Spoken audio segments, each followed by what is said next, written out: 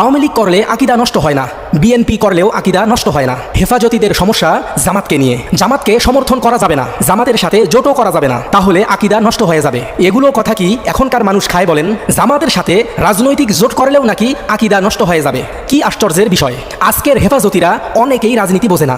রাজনীতিতে রাজনৈতিক মতপার্থক্য থাকতেই পারে, তাই আবেগ নয়, ন্যায়, যুক্তি ও নীতির ভিত্তিতে কথা বলা উচিত। কাউকে রাজনৈতিক সমর্থন দিলে, কারো সাথে রাজনৈতিক জোট করলে তার রাজনৈতিক অবস্থানকে কেন্দ্র করে তার ঈমান আকিদা নষ্ট হওয়া না হওয়া নিয়ে হেফাজতীদের ফতোয়া দেওয়ার দায়িত্বটা কে দিয়েছে? ইসলামের নামে আর কত ভণ্ডামি করবেন?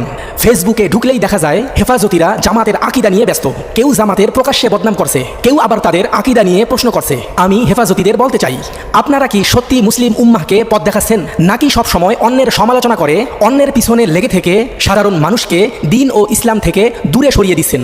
আপনারা আলেম, আপনাদের কথা মানুষ বিশ্বাস করে, আপনাদের মুখ থেকে মানুষ কোরআন ও হাদিসের কথা শুনতে চায়, অথচ আপনারা সাধারণ মানুষের সামনে এমনভাবে জামাতকে আক্রমণ করছেন যেন মুসলমানদের সবচেয়ে বড় শত্রু বাংলাদেশ জামাত ইসলামী। আজ আপনাদের ব্যস্ততা কে কোন দলের, কে কোন মতের, আর কে কার বিরুদ্ধে, এসব নিয়ে আপনারা ঘন্টার পর ঘন্টা যুদ্ধ করেন। কিন্তু বিশ্বের কোটি কোটি মুসলমান যখন নানা সংকটের মধ্যে, তখন আপনাদের কণ্ঠ কোথায় থাকে? মজলুম মানুষের কান্না কি আপনাদের কানে পৌঁছায় না?